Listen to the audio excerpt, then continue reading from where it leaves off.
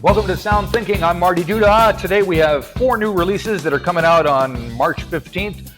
We got a new one from the Black Crowes. The Dandy Warhols have another one. Amiria Grenell and Kacey Musgraves. 4 new records, and we have 4 reviewers with us. We have Reid, Andra, Jenkin, Chris Warne, and Veronika.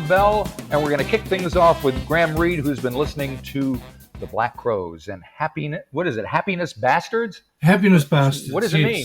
Yeah, it's bound to attract attention, isn't it? Look, the Black Crowes. You and I and many people would know the Black Crowes because they were exceedingly popular here for a while. But I suspect there's also a lot of people out there who don't know them. So just a very quick recap. I remember seeing them when they came here for the first time in about, it was 92. And they played the Super Top at Mount Smart. And I'll remind people what that was. This was a bloody big tent that was put up outside Mount Smart Stadium. It was a temporary measure. But like all those sort of, what do they call them, portable classrooms that turn up at schools, and it's only a temporary classroom. 20 years later, that classroom is still there, and almost 20 years later, this big tent was still there. But it hosted so many big bands, and I can't remember, it held about 13,000, and it was there right into the big day out era. So anyway, the Black Crowes had this big debut album called Shake Your Moneymaker. They came here kind of on the back of that, and it really was a big rock album. It had sort of elements of southern rock, a bit of the Allman Brothers, a bit of blues, a lot of like the Faces with Rod Stewart, that sort of swagger, stagger, they were drinkers. The Faces were drinkers. But tellingly, about 2 songs in, as I recall at the Black Crowes concert, this huge backdrop fell down. There was this massive marijuana leaf on it. And the crowd just went... I was afraid you were going to say it was a Confederate flag. Look, I was thinking, did they have a Confederate flag there?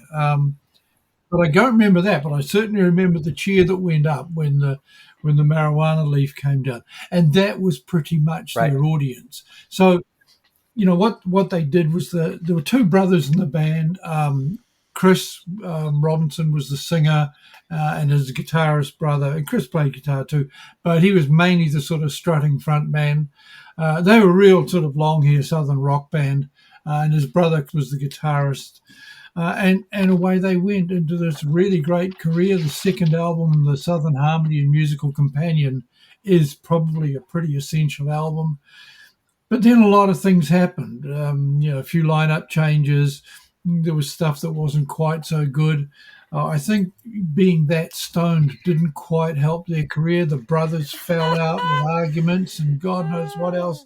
One of them married a famous actress, and that never pans out well in my experience. And so it goes, and so it goes. And have you married a famous actress? Sorry? Have you married a famous actress, Greg? I did once. Seriously? There you go. Didn't work out well. I'm sorry. I'm sorry, Graham. No, proceed. Ignore me. I am joking. Oh. They were just this really great swaggering rock band. But, of course, being Southern boys, there was also quite a lot of country in what they did. And so, you would have these acoustic guitar songs with slide guitar and that kind of thing. I'd just like to say that they made some really great albums, though. That Southern Harmony was a fantastic album. There was one called War Paint in 2008, which was a kind of a comeback album. And one that I particularly liked was called Before the Frost Until the Freeze in 2009. And that was recorded live at Levon Helm's studio. But then they broke up. And they staggered on with Chris Robinson had his band, and his brother had his band, and now the brothers have sort of resolved things, and they've all come back together. And what are they doing? pretty much what they were doing right back at the beginning. So I just thought we'd kick it in. The album's called Happiness Bastards, the band's the Black Crows, and I just sort of kick it in with this. It's a real sort of Stones bluesy type thing. This is called Bleed It Dry. All this bad blood red and put bruises on my knees, and my throat is sore from always saying please as I hand out flowers to junkies and the thieves. I know that liars believe what they believe. The time it takes to bleed it dry can lose your way, the blink of an eye. So you can go hungry, naked and blind, or break these chains and maybe you'll fly. So yes, there's a lot of interesting stuff on it. There are songs which are just guitar riffs basically, and there's a couple of, I think, lesser ones on it. There's one called Flesh Wound, which is kind of a honky tonk come stomp thing, which doesn't really do it for me. But this one I do like. This is called Follow the Moon, and this is very much in that sort of Rod Stewart Faces era. So this is same band, Happiness Bastards, the album Black Crows, and this is Follow the Moon.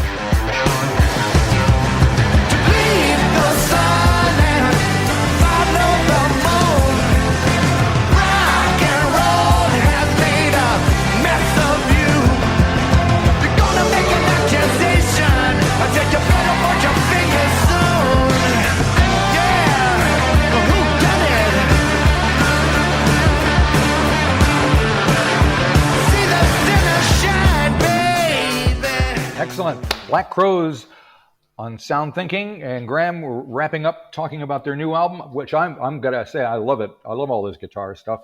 It does sound exactly like classic Black Crows and the Faces, which is right up my alley. Yeah, I mean this is an album for people who love guitar playing, loud, extravagant guitar playing, and I mean that's their forte. So to expect anything else would be kind of wrong. Although, as I say, that Before the Frost and Until the Freeze, that sort of double collection is worth exploring because there was more of the country roots in it. So the last one I just thought I'd play is this country duet with a Nashville-based singer called Lainey Wilson, who I'll concede straight away I had never heard of. But this is a kind of nice sort of acoustic frame country duet. So this is them again, and this is called Wilted Rose.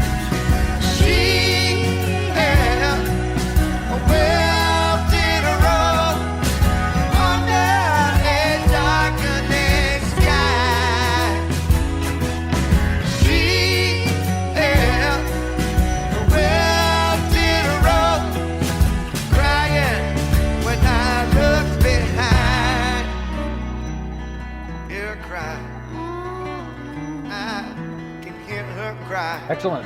The Black Crows, Wilted Rose, Lainey Wilson. So I think the reason the Lainey Wilson made it on there is because the producer is a guy named Jay Joyce, and he's been working with her.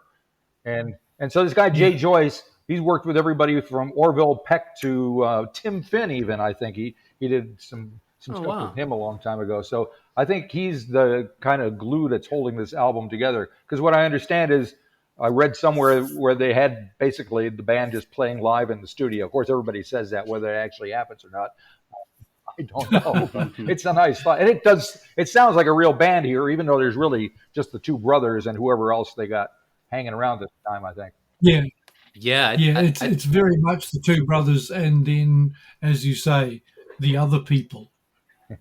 I thought the production on the Black Crows record was superb. The guitars sounded so punchy, and it sounded modern, whilst also sounding like a throwback to the late 60s, early 70s. So it had a really nice balance of modern production with kind of old school guitar playing. All right. Andra, what do you think of it? I think it was really kind of clearly Southern rock blues. It was pretty full on for our. I did think Wilted Rose was a standout track. and I was quite interested in some of the lyrics there. They gathered all the suspects, but there's one they missed, that kind of thing. I think the one I particularly liked was Cross Your Fingers. It was a bit funkier, and I think that I kind of like a bit of funk with heavy guitar. I mean, guitar heavy bands rather than heavy right. guitar. Now, I had a look at the lineup. Sven Pippian was the only other person that was doing the recording. There was a couple of others named, but they were touring only. Right. Yeah, and Sven, he's the bass player who's been around for a little while, but I don't even know if he's actually on the record or not. And there's a drummer called Cully Symington, I think, who's with a name like that. That's probably why they don't put him on the. Yeah, and there was Nico Beresiatua was again touring only. So Cully and Nico were touring only. They weren't part of the recordings. But yeah, I mean, it was a big Duns Southern Block blues album. Like it was really, they really stuck to the genre. Absolutely, right up there with Molly Hatchet. Oh no! Come on! Veronika, have you ever heard of these guys? You're the youngster of the bunch here. Look, honestly, no, and work's good. been crazy, so I haven't had a chance to listen to the whole album, except I do think Wilted Rose is an absolute slay. I loved it so much. There we go. However, I'll tell you what, I adore 60s and 70s rock. Thank you, Dad. And I love weed, so I'm going to listen to this album in full. That's you all said, isn't it? Very good. Fantastic. All right. So a thumbs up for that, it sounds like. Like I said, I enjoyed it immensely, but there you go. So in a similar vein, we have, who is it? The Dandy Warhols. I don't know. Well, not really. They're from the similar time period, right? They started at the same time. They have a new album out called ROCKMAKER, and I think this is like their heavy metal album because they've got Slash on a track. So Andra, what do you got for us? You've listened to the whole thing. Yeah, certainly a lot heavier sound than you'd be used to from Dandy Warhols. Even the name sort of doesn't really scream heavy metal. It didn't surprise me that there was a British DJ and producer involved, Keith Tenniswood. He's done some Primal Scream and things. Overall, I found the album was pretty chill for a heavy rock album. Like it was a lot of slower paced, laid back songs that almost had shades of, like, it sounded like Britpop at times, which is, why I wasn't surprised there was a Brit involved in the mix mastered. And there was kind of experimental electronica sounds that sometimes featured on earlier albums, and really fuzzy vocals that reminded me of the Butthole Surfers, sort of peak Pepper, but also Pixies stuff, that fuzzy vocal stuff that Black Francis does, and Frank Black had been involved with several of the songs on it. In fact, they sort of pulled everyone out for it. The bio said it's got elements of punk, but I can't hear that myself. Like, I listened a few times and felt like they're kind of overusing punk to define a lot of modern albums now. I mean, I'd sort of buy post-punk, but there's no raw energy. It's not fast-paced. It's not necessarily aggressive, so I'm not sure what they're hanging that on. There's a lot of spoken word. There's it kind of strongly links to the lo-fi sounds, like the buzzing distortion on staticky guitar that always kind of sounds a bit experimental, and there's some fuzzy vocals. But they've convinced some great people to appear on it. Like, they've got Black Francis, as I said, in about 3 tracks. Slash is in there. Debbie Harry. Like, they've clearly got some iconic rock clout. All right. So do we have a track you want to feature first? Yeah. I would say Summer of Hate. Oh yeah, it's up the front of the album. It's kind of it kind of defines the vibe, I think. So. Yeah, it's the second one. It's just faster. I like the faster pace. All right, let's give it a shot.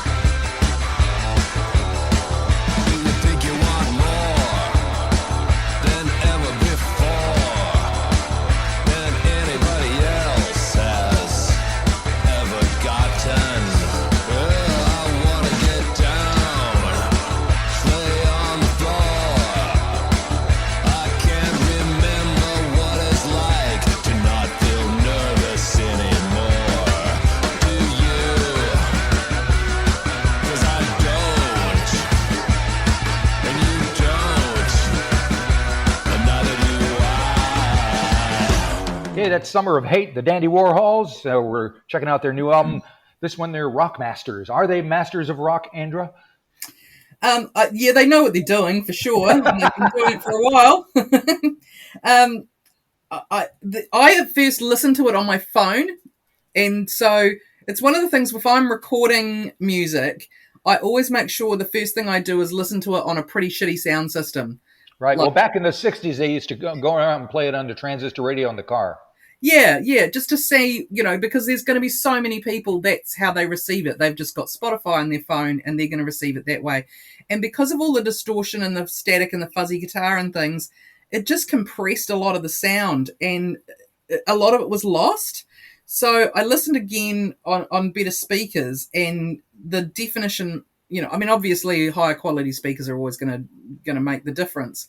But it was a shame just how much was lost if you're not listening to it on good gear. And I think there's something to be said for, the disappointment of having to listen to a song on good gear and having to have that expense in order to really fully appreciate it. Yeah. But yeah, there was some elements of funk and groove. The alcohol, cocaine, marijuana, and nicotine has got a bit of funk mixed in it. A lot of electronic and distorted effects. Root of All Evil particularly got groove. In fact, I think that's the next one I'd play. Okay, Root of All. Are there some horns in there? I think, aren't there? I love the horns. I love the horns on Root of All Evil. All right, let's see if we can hear them.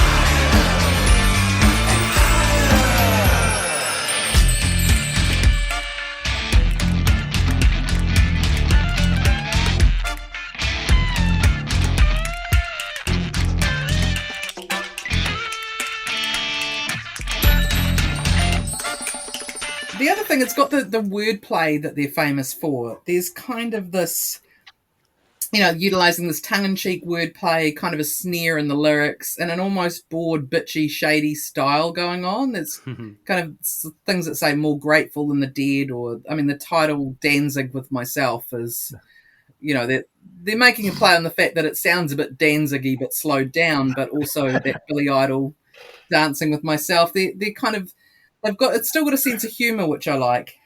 But there's a few lines there that make me wonder if that, because I was trying to discern the message, and there was something that said, I don't think that I have any answers. I don't think that I have any questions. And exactly what the truth is anyone's best guess then. So there's kind of this apathy, and as a Gen Xer, I get that. We feel neither highs nor lows, my generation. All right. So it's like this lo-fi music and a stupor. It's rock and roll. It's got electronica, spoken word, experimental. It's somewhat new wave. It's got a whole lot of stuff in there, but there's this apathy. Yeah, I thought Deborah Harry was wasted. I could barely hear her, and they just put tons of reverb on her. She could have been anybody. They've I've seen her on doing some watch the live performances. And she's still got the chops. It's just she's possibly not got the energy anymore. Who isn't a bit tired these days? I blame the production, not Debbie. Yeah. Well, the fact that they got her in the first place kind of amazed me, to be honest, because I'm sure she doesn't have to. But it's worth listening to. But if you're expecting earlier Dandy Warhols, this is not if you're the last junkie on earth, it's not the same fun band that you're expecting. I give them credit for trying to do something different, but you got to do it right or better or interesting, at least, I think. It's atmospheric, but it feels a little lost in the background sometimes. It's like you're listening to this great rock album, but you're super high and it's just kind of washing over you. They've managed to achieve heavy but gentle. I don't understand. Yep. Graham, would you have a thought? I heard Iggy Pop. That sort of, Iggy Pop is on board, chairman of the board. I really, really heard that in Summer of Hate, Cocaine, Marijuana, Nicotine, that one. And there was another one too. I think I'll Never Stop Loving You. again in that one with, that's the one with Right. Debbie Harry. I just heard that sort of, that sort of spoken word, baritone, but I'm probably pretty bored by it all. I just heard that in a few places all the way through. And I thought Teutonic Wine was interesting. It sort of reminded me a bit of Beck's Loser, but, sort of ground up and thrown back at you.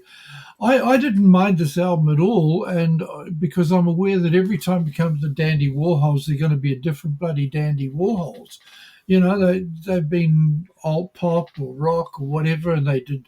Christ, I mean, they worked with Nick Rhodes, and so did synth pop and psychedelic rock. So, you come at it thinking, well, which Dandy Warhols are we going to get?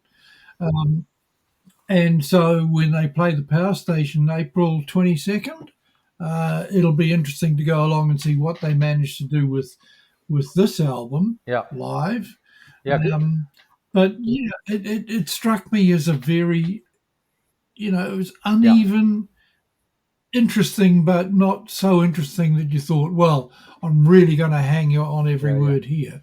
But I did like some of the tracks, but I just couldn't get away from Iggy. That's interesting. And at least three of them anyway. Very good. Yeah, I interviewed Courtney Taylor a couple of weeks ago, and I think he was more interesting to talk to than to listen to the record. And they were in the process of rehearsing for this tour when they're going to be here and trying to figure out what songs were going to fit in. But my feeling is that once they're done with this tour, there probably won't be any of those songs will stay in their set list after this round. So I don't hear anything that's no. Yeah, isn't it interesting? Like the most interesting thing some musicians do is the interview. Hey, Veronika, what do you think? So I wrote. What did you? Why does this? Okay, I wrote. Why does this remind me of the Rocky Horror Picture Show for some reason? It's something my dad would put on and say is heavy metal, but honestly, it's giving like a 60s pop rock opera in a way. Very cool. The delivery sounds bored, but I think that that's been done on purpose. I have to be honest, I do love this sort of music. And here's a shocking fact about me. I love Meatloaf, and this sort of kind of gives me that vibe of Meatloaf and Depeche Mode took a bunch of psychedelics and had a baby, but like a baby was still high. I reckon it would sound like this. So I rated it. I think it was cool. There you go. Production aside, who cares? Like I think the whole point of it is to just be like, man, I don't give a damn. Like, I'm famous. I can write whatever I want, and you're gonna like it because you're a fan. It's cool. I rate the that belief in yourself. And I'm not a fan. I'm not I didn't know who these people were until like a week ago. So again, I have a lot to learn here, but I don't know. I think it was cool. Nothing. Anytime Mr. Loaf comes to mind, it's always a good thing, I reckon. No, just have a look at earlier Dandy Warhols, because the Not If You're the Last Junkie on Earth is one of the greats. I think it's fantastic, and the Bohemian too. It's fucking great. Yeah. Chris, do you have a thought? Yeah, it's funny. I feel like I have to fill in 2 decades of Dandy Warhols now, because I stopped listening to them, I think, on Welcome to the Monkey House, and I saw them at a early afternoon, big day out festival, and they were so high. I just that was one of the worst performances ever at a big day out. Yeah, he couldn't find his effect pedals. It was like he was stomping around the stage in the dark, and it was humorous. But I liked the records then, and I'm interested to see how they got to the sound that they're at now. The sound of this new record is so complex and busy. I didn't always like it, yet it always held my attention. There was a lot going on. And the humor in there was cool. Like the singer is like humorously neurotic. I can leave you, but I can't leave me thinking this shit.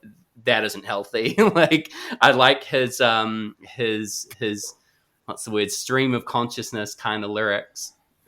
So I was a fan. Though I will say it was a disorienting listen, because the stream that we have is not the correct track order. I went and looked at the vinyl, and it's all different. So that kind of hurts my brain to think about now. So I thought, that happened. Yeah, the first 2 tracks were beautifully sequenced in the version we had, I thought. Oh boy, that's really interesting, because I did think, there was some points where I was like, why did they put it in that order. I'm surprised they've got the title track over here. You know, there was a few things I was like, what? I probably would have put this first, or I would have put this third, and probably they did. Sequencing is important. Now I'm going to have to go back and listen to it again. All right. Very good. Dandy Warhols, kind of a come see, come saw kind of thing. Some good, some bad. Yeah. All right.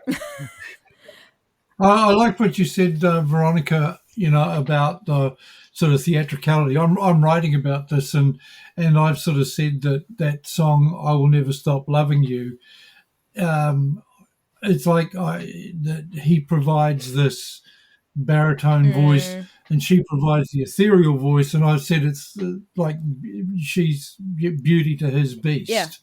And I said, a gothic rock opera awaits this song, and it did have that drama and melodrama about it, I thought. Very good. All right. So, Chris, you have our Kiwi artist of the week, Amiria Grenell. See, I'm terrible. I've been pronouncing it Amiria Grenell, so I hope That sounds I've got probably that more right. right than me, definitely. And I love this record. The album is called The Winter Light. It's her third studio album. And Amiria is from Christchurch, but as I understand, she lives in Wellington. And thematically, like this is a folky record, so there is a lot of emphasis on the words, and there's themes of contemplation, reflection on herself, on parenthood, and it's often set in like natural environments. So lots of references to night skies, to birds, to rain, to forests. So I would say is a track that represents the themes of this album. I'm going to say play the song Susie Blue. Okay, let's hear it. It's Sunday and the rain is falling, heavy drops hitting the ground outside. And here I will hide. You promised a day together, simple adventures, walking in the wilderness. It's you that I miss. Susie Blue, you come home soon, you go to the sea, just you and me. Susie Blue, you bring with your honesty stories and smiles. Won't you stay for a while? All right, that's Susie Blue from Amiria Grenell. I'm getting there. And Chris has been listening to it all week. So what else you got for us? Yeah, I really have. I've listened to it several times and gone back to it each time, discovering a little bit more. So some of the songs are like finger-picked and quite dense sort of folk music. And other songs have a little bit more space in them, and they're kind of a little bit more country. There's a bit more of a country bass lines and drumming. The accompaniment on the album is superb, really smooth drums and bass, flourishes of slide guitar, little bluesy, clean guitar licks, but they never kind of overpower the singer-songwriter focus. So when she's kind of leaning into the country, darker country side of things, she reminds me a lot of Reb Fountain. So there's songs in here that I'm like, actually, if you had Dave Kahn in your band as well, that would be a perfect fit. Right. So fans of Marlon Williams, Reb Fountain, this will be right up your alley. It's not quite as dramatic and dark as Reb or Marlon can sometimes be. It's a little bit more contemplative and a very sort of feminine record, I want to say. So the song that I loved and have been going back to all week is a track called When They Roam. It's track number 4, and lyrically it's I get the sense it's very autobiographical. She's talking about growing up with 3 older brothers and trying to follow in a certain path set by her parents. And then there's a lyric in there around calling to our children with our hopes. Will they stay with us or jump to a brighter boat? So at what point do you kind of diverge from your upbringings? Do you continue tradition, or do you kind of forge your own path? And it ends with this really beautiful melodic crescendo where she's basically just wishing for her daughter, whatever she does, wherever she roams, just to be safe. So Marty, I'll get you to play, if possible, the kind of the last minute of that track, because that's my favorite point on the whole record. All right, here it comes. When they roam. Standing here alone inside our home. Just be safe, just be safe, just be safe, just be safe, just be safe when you roam. Just be safe, just be safe, just be safe, just be safe, just be safe when you roam.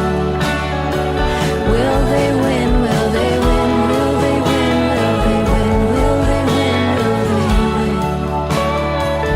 Just be safe, just be safe, just be safe, just be safe, just be safe when you roam. Take flight, a little birdie, but be safe. Yeah, the whole album feels very cohesive. It's nicely produced. Her vocals remind me a little bit of Joni Mitchell at times as well. It's got that kind of vibrato in her singing when she leans into her folkier elements. So I'm absolutely going to make a point to check her out live. I know that she's touring in May, so I'll be along to that as well. Very excited about her. Right. I think the production is what makes this a successful record, because otherwise it felt to me like the kind of album that could just wash over you, wash by, and it won't distract you, but it won't stick with you. But there's some beautiful, like there's a trumpet a bit in one song called Romeo that it was just like, oh, I love that trumpet.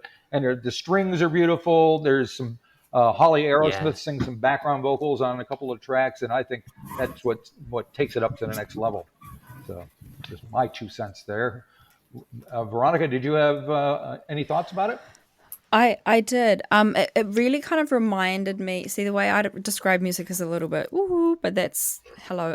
It reminds me, like, is she a fairy? Do you know what I mean? Like, is she in a forest? Is she dancing around with no shoes on? Has she got a sparkly ripped dress? Like, what I really liked, I think what everybody's touched on, is the production. I'm fairly confident, I could be wrong, I'm fairly confident that there is a bit of Foley in there and that she actually went outside and recorded different stuff outside. I could be wrong. Oh, yeah, because like on Burnt Coffee on the last track, there's like bird song and might have been some chickens at the end. I'm not sure. Yeah, I mean, and I think that's really cool. I think that really adds to the, stamp that this is from Aotearoa, New Zealand. Like these very specific sounds that you cannot find anywhere else.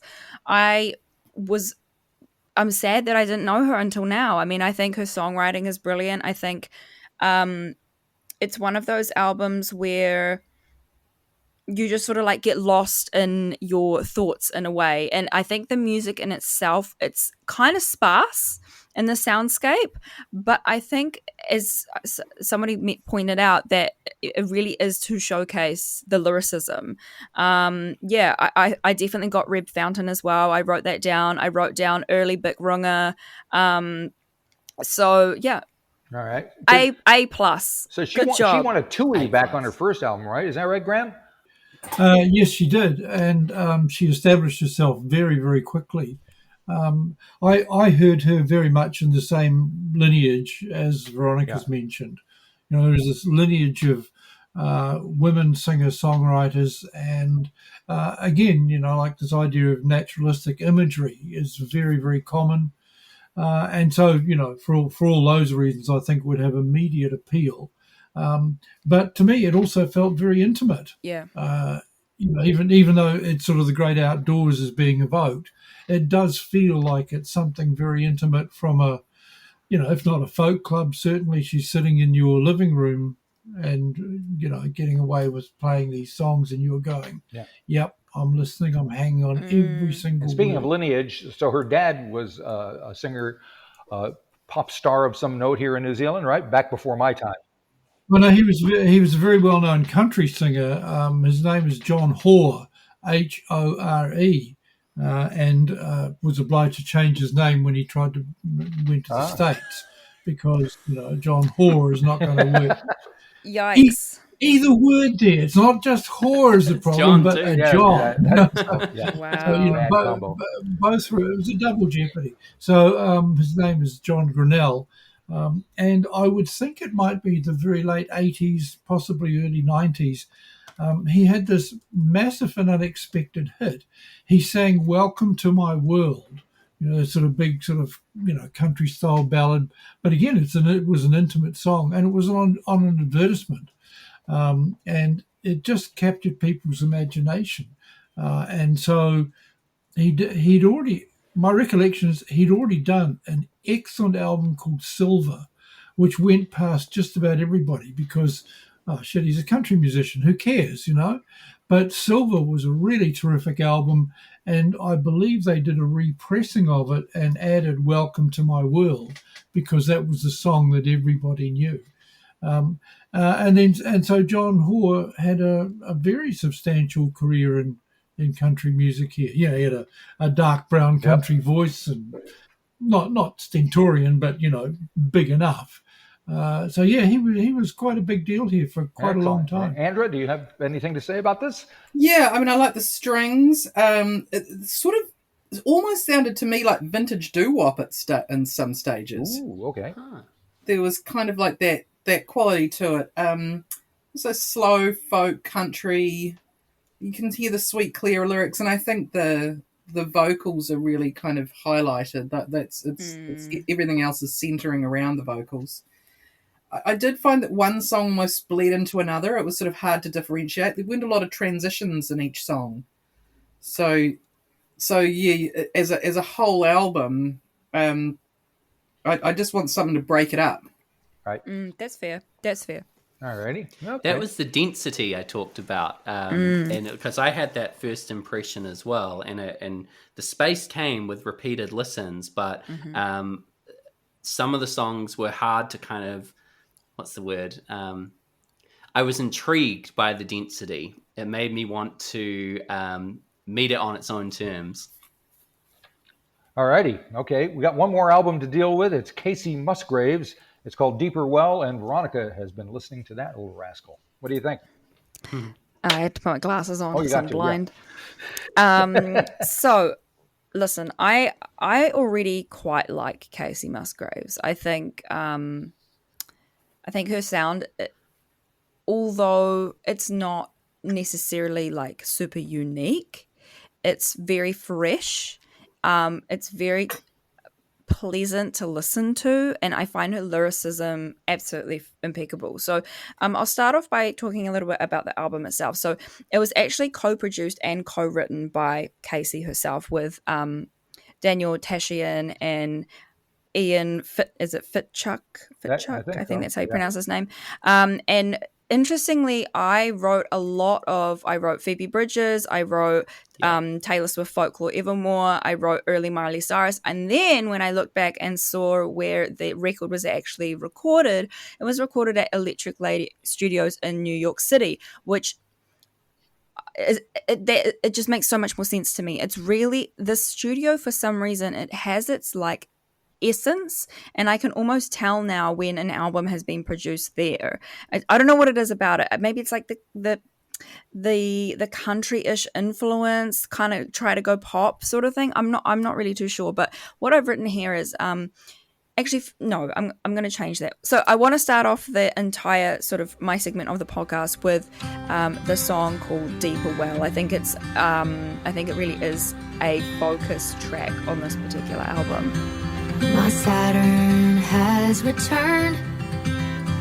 When I turned 27, everything started to change. Took a long time, but I learned there's two kinds of people. One is a giver, and one's always trying to take all they can take.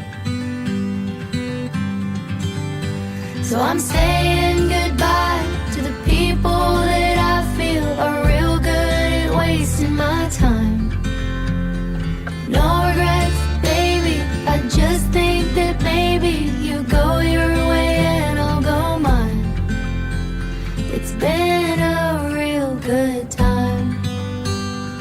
That's Deeper Well from Kacey Musgraves. Her new album is called Deeper Well.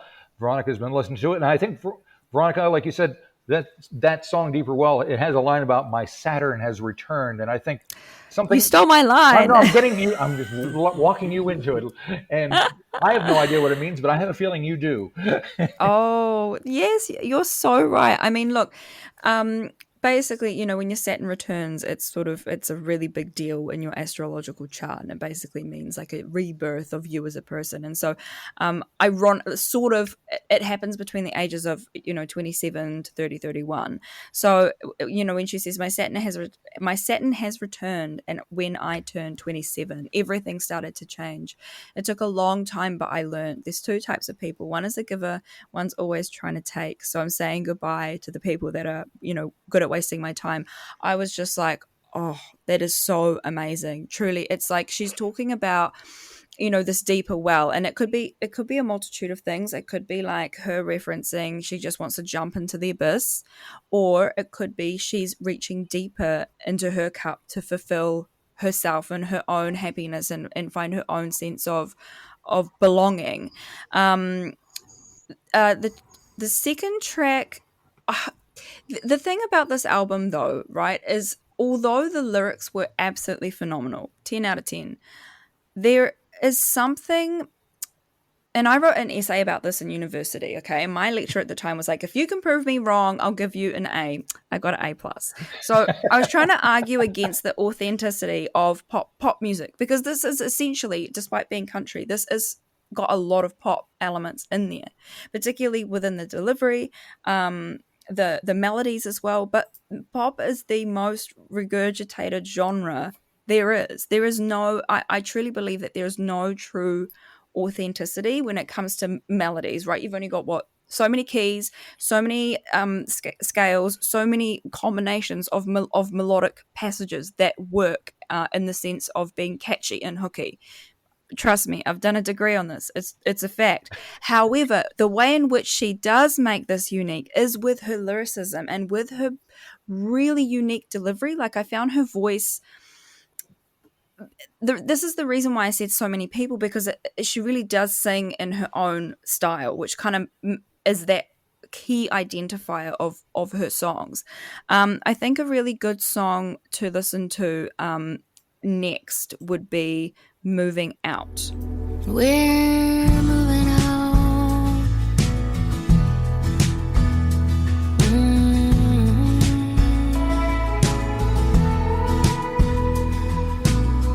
Remember, I still wore that dress the Christmas that we all got sick and partied anyway.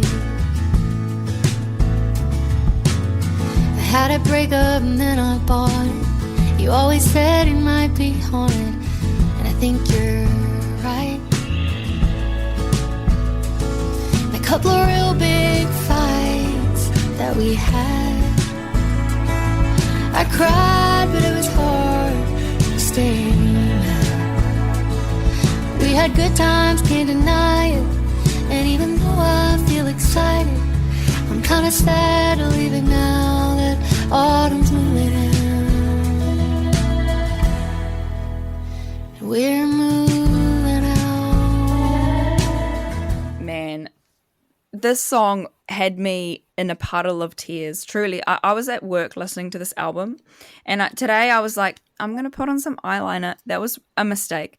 When she sings, autumn is moving in and we're moving out, like, what does that tell you? That tells you that the seasons are already changing within your safe space, within your home, whilst you're going through this moving out period. And I genuinely thought that this was about a breakup. I mean, I'm sure that you could apply it to your own experiences and your own life, and that's, I think, what I quite like about Kacey's lyrics is they are a little bit more obvious. Like, there isn't there you've got your metaphors, absolutely, but they're obvious, so you're like, okay, yeah, I do feel like that. And it kind of, she has a way of reaching into your memory and like picking out a little memory that, you may have just stowed away for a decade or 10, and you're suddenly thinking about it. So I said, I find it funny how their softer deliveries of artists can leave me more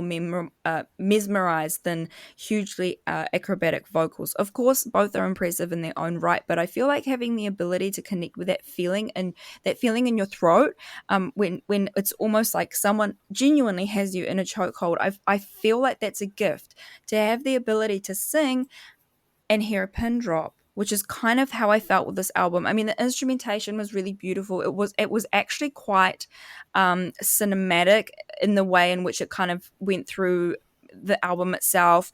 I almost felt like, is this album, it's referencing astrology, it's referencing changing of the seasons, it's referencing change. I think change is a huge theme of this particular album, and she just beautifully articulates that. I really liked Dinner with Friends as well. I liked that it was a 6/8 kind of waltzy sort of vibe. I found it interesting in the sense that at the start of the song kind of feels like you're in a wintry kind of December type thing, and then because the instrumentation has this incredible cinematic soundscape, it kind of like artistically goes through those different seasons, which I think is another prominent theme on the album. Best song on the album, in my opinion, which we're going to play right now, Jade Green. Say a little prayer to drive away the dark, and I'm with you, and you're with me, like the bracelet that you gave me.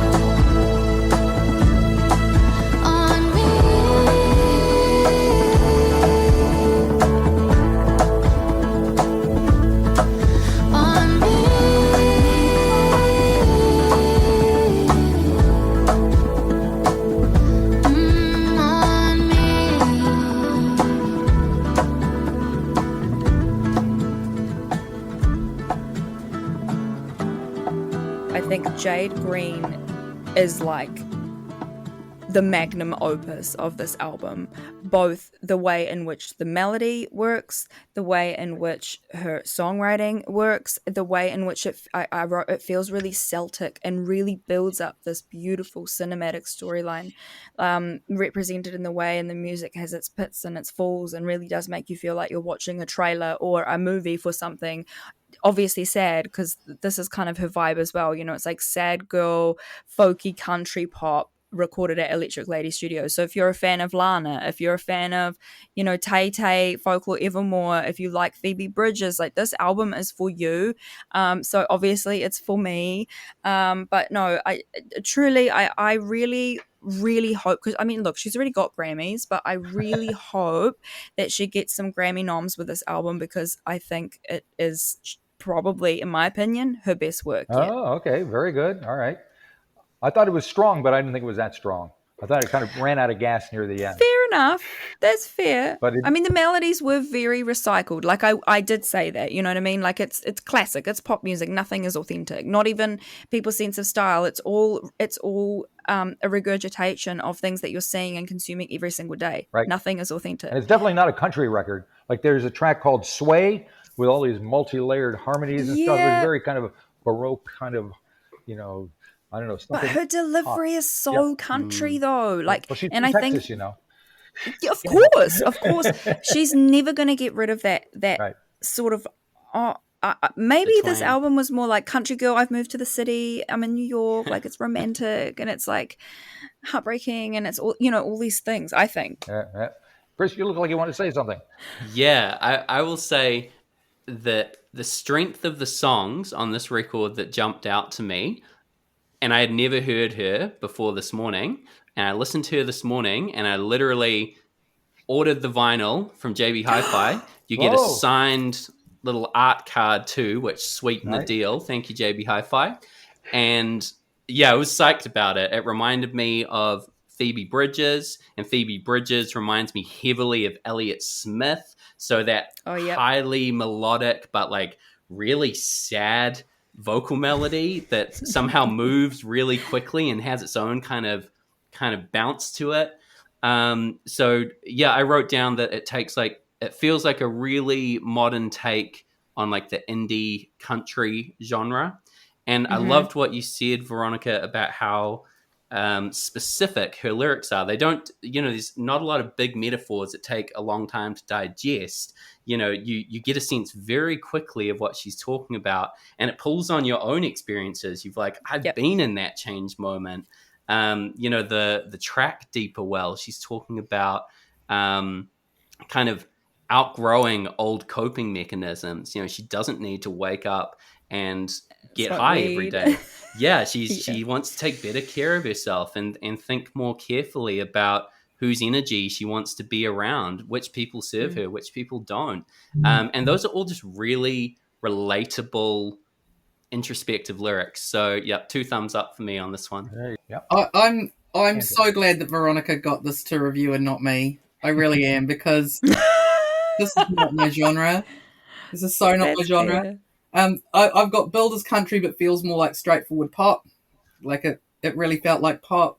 I like the layered vocals. There was kind of almost shades of Eliza McLamb with that singer-songwriter talking about themes in a pretty saccharine voice, melodic harmonic.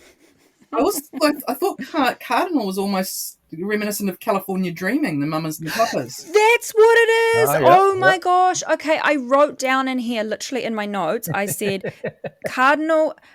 I swear. Okay, I love the ambiguity of the opening track, but I swear that this song sounds like something else, and it's driving me mad. I can't remember what it is. I hope that somebody else can pick it out for me. There you go.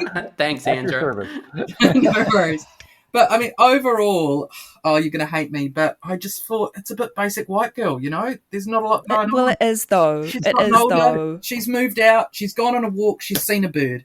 I mean, it is though. But that in itself is kind of like a niche genre. It's become like this weird niche genre in itself. I know. I can see that that's coming up, and like I say, I'm way elderly when it comes to stuff like this. So this is definitely stuff that other people are listening to, not because I'm just like, someone gave her a bracelet. Cool.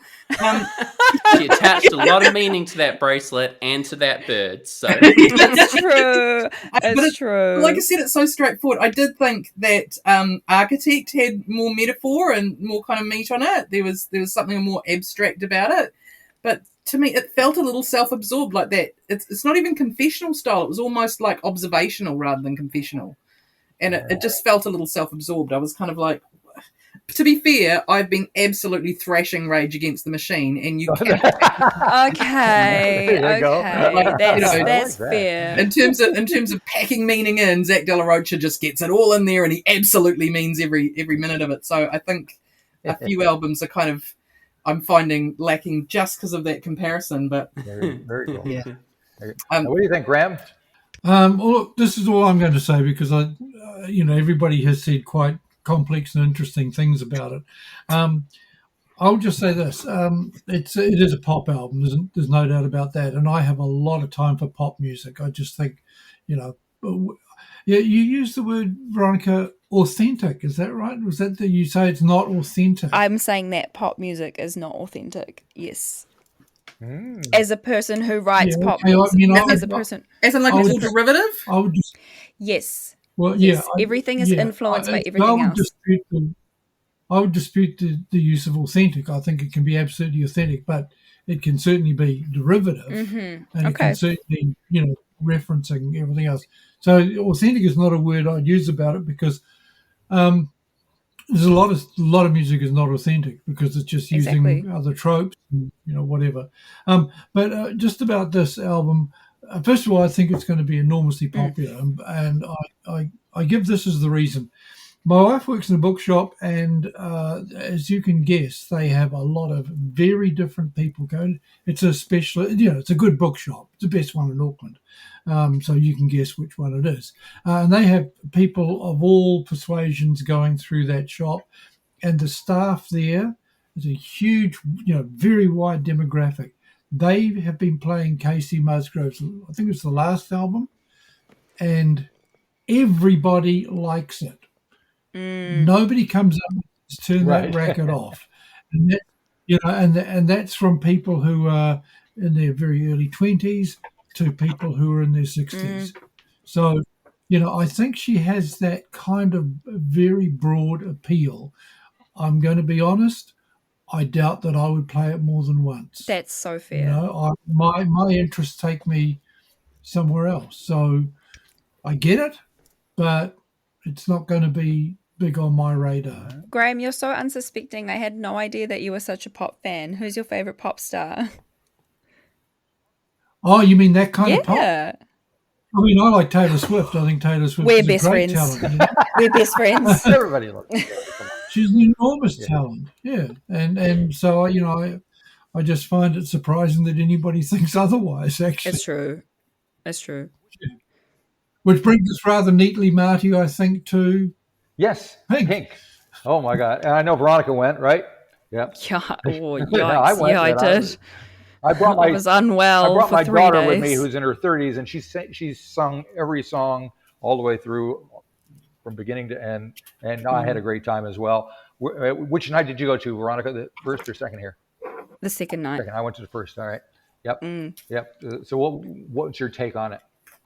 I think anybody who so firstly she played all the pop hits, but I was surprised because I felt like the show, despite its marketing, seemed like a bit of a slower pace than I had anticipated. Okay. That's not a bad thing though. What I'm saying is, like, if you can sing, if you can sing full stop and hang upside down on a rope and sing in tune with no auto tune, with no backing track, with hardly any backing vocals, that's crazy. And That's she like didn't just hang once upside down. I mean, it was throughout. It was an almost 2-hour show, and it would be like, oh, there she goes again. It's crazy. And a friend of mine, her name is Abby Nunson. She's also an artist, Missy. She slays. We were talking about the way in which her diaphragm must have somehow adapted, and the way in which her abs sit, that you can obviously see because she's fit. Yeah. You know how different they look. And I'm not trying to like comment and be like disrespectful. I find it interesting from an anatomy perspective of how different it looks to, you know, somebody who doesn't fly around upside down. She's got the muscle. She looked amazing. She sounded incredible. I mean, Pink can do no wrong, in my opinion. She's such a badass. It was such a good concert. If you didn't go, I'm sorry, you actually missed out. That was excellent. So I'm curious as to what people think, because there's some discussion.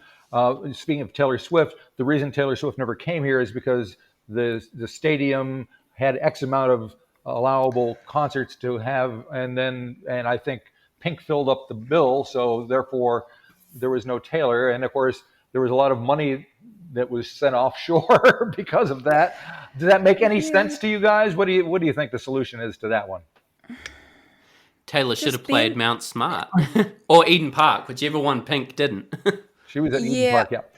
I to be honest, I agree. Maybe I don't know. Her stage is it's like 90 meters or something. It's like humongous. So I don't know if we have the infrastructure. But all I will say is, if I was Auckland City Council and Taylor Swift said, "Hi, I want to play in your country," I would go to my lawyers immediately and change the resource consent for this particular year only. Are you kidding me? It's a show. It's a show for that is going to make history, regardless whether you like it or not. You know, like her or not. So I'm always Team Taylor. And especially a show like that, and like the Pink show, it wasn't like you can make an argument at Guns N' Roses, say, when they played, it was a hard rock, you know, a kind of narrow cast, but that show was for everybody. There were kids, there were old people there. There was everybody was at the show. It's a community event. It's not a concert. Yeah, it needed multiple nights. Yeah. Depends on which Guns N' Roses show you were talking about, because one of them, they collapsed the power station and things went very badly wrong. Did anything catch on fire? No, people got hurt though. Really? Oh shit! Yeah, they were crushed. There were people crushed. No, I was talking about the one that they played at Mount Smart last year. Oh my god! No, not that one. Early days, they played the power station and people got crushed. Oh man! Oh my goodness! That's not good. I hope they're all Pretty okay. sure. I Jenkin have doesn't something to say sue. because we live about 100 meters away from Eden Park. You know, there's, if anybody knows the area, Papa's Pizza, which is just reopened, is on the corner of our street. So we can walk down to Eden Park and it takes us, I don't know, if I said 5 minutes, that's probably a minute too long. It's that close. And we didn't go to the show. We can't afford to go to these shows, to be perfectly honest. And I would love to see, you know, the Cirque du Soleil Pink show, because that's, you know, how I thought of it. You know, she's flying through the air and that's Cirque du Soleil, but with better songs, obviously. But, you know, we go for a wander, and we went down the road and caught the vibe. And it was, you know, it's a great vibe. I mean, it's a big event. You know, it's a sense of occasion. It's not just a pop concert. There is a sense of occasion about it. But this is interesting because, you know, Guns N' Roses played down there. We had to go and stand by the fence to hear Guns N' Roses. We had to go and stand by the fence to hear Pink, because her stage was at Sandringham it Road. was the other way around. Wasn't it? Yep. Yeah, it was facing the other direction. But the one that we heard with absolute clarity from, you know, our living room was that bugger Ed Sheeran. That was so loud, but he had the Oh no! you know, he had the speakers in the round. I'm sorry for you. So, you know, but here's the thing. You know, I see on Facebook people say, "Oh, all those buggers around bloody, you know, Eden Park complaining about concerts." That's not true. We don't complain about concerts. There was a very small cabal of people who styled themselves as the Residents Association or whatever. They complained. The rest of us around here, we don't mind it at all. And so if these guys, and I've already filled out the survey, if these guys come back and say, should we have more than 6 concerts a year? I tick the box, absolutely you should. Because, you know, first of all, that place costs ratepayers money, and any money that goes back into it probably means that maybe our rates won't go up quite so high. But, you know, and then people say, oh, you know, we need a proper venue, not one that's, you know, right in the suburbs. Look, anybody who watches British football on television, you know, and they pan back from the stadium where the football's being played, people are living in their houses all right around it, you know, same in the States, you know. I mean, I've been to a few in the States which, you know, admittedly are outside the city, but a lot of them are right there in the centre. And I just want to make this point too. People talk about a waterfront stadium, you know, and there's all this bullshit about that and how great that's going to be and whatever.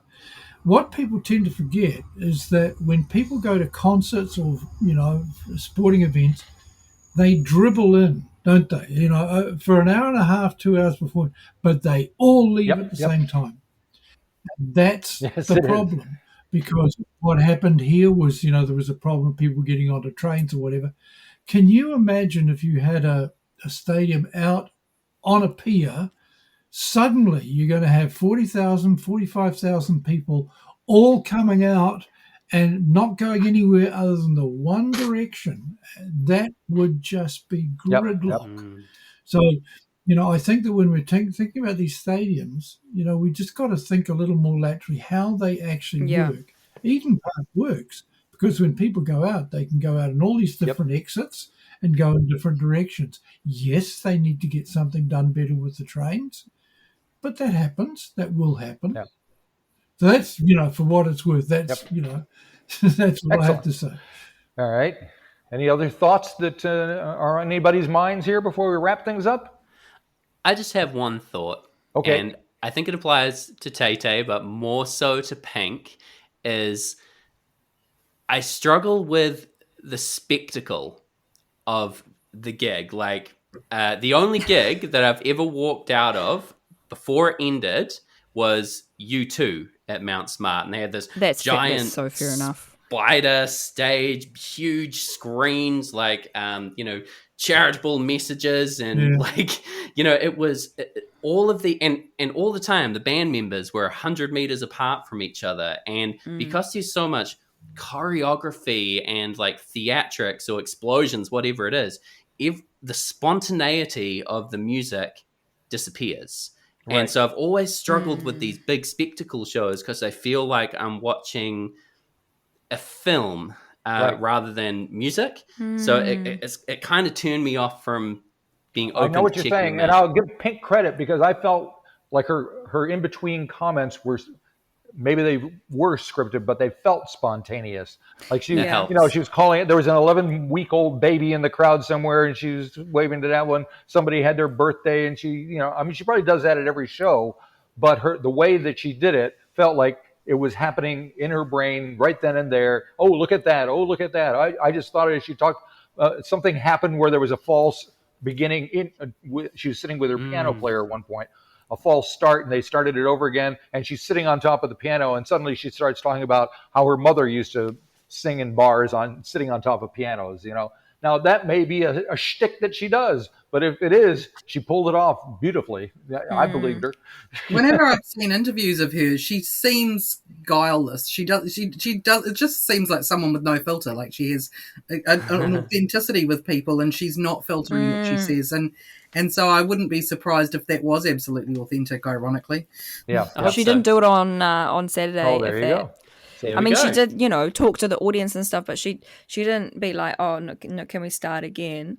But she did kick off her shoes at one point, which I loved. I was like, yes, you do not need those heels. It's so unnecessary. Just like get lost in it. It was great. Isn't it amazing how we analyze these the tiniest of gestures? Yeah. You know, took their shoes off or whatever. You know, it's it's interesting to me that she gets up and does the high wire and all that kind of thing. Well, I mean that's the fact, isn't it? It is like Cirque du Soleil. But when Garth Brooks did the same and swung out across the audience, the country singer Garth Brooks, people were just so down. Yeah, but I'd be worried he fell on me. Too much theatre, and he should be authentic country boy just standing up there in his Stetson and playing guitar. I went to the show when he came. He was at the Super Top as well. I thought it was a fantastic show. And I like the fact that he climbed up ladders and swung out over the audience. Miley Cyrus's ball and chain is iconic now, that image. There you go. Exactly. I love her. Well, it's even referenced in that goddamn awful J-Lo movie that's out now too. Is she still relevant? No. There you go. You heard it first. Well, he has not sold copies of that album anyway, about 8,000 in total or something, 10,000 maybe. Right. And she's made an album all about getting back with Ben Affleck. Jenny from the Block is now Jenny's Got the Chop, I guess. Yeah, I think she's had that for a little while. But not only is this terrible album, and it really is a terrible album, there's an even worse film. Tell us how you really feel, Graham. Yeah. And not only is there a film, there's a 90-minute documentary about the making of the film and the making of the album. She's trying to make herself massive. All right. She's trying super hard. Well, Sorry. It hasn't worked. All right. Worked. Feel free to edit my I'm comments putting them out all in there. Anyway, I'm just thinking how I can amplify them. Put effects on them. Exactly. It's all the reverb and stuff. All righty. Well, I think we've touched on everything. Now, I always have to think of a song to go out with, and I've had this song in my head by somebody who I'd never heard of until this morning because I heard it on TikTok. It's by somebody called Dasha, D-A-S-H-A. She's a country singer. She's like 23 years old, and she has one of these viral TikTok things going on where everybody's doing this special dance, like a line dance thing. And it's her, and there's another one by Beyonce with a song called Texas Hold'em, which isn't quite as good as this song by Dasha, which is called Austin. I love the lyrics. I now am determined to go on and listen to their whole album and see if she's got anything worth listening to. So thank you all for doing this week. We'll see, hopefully, all of you again next week on Sound Thinking. Bye-bye. Bye. Bye.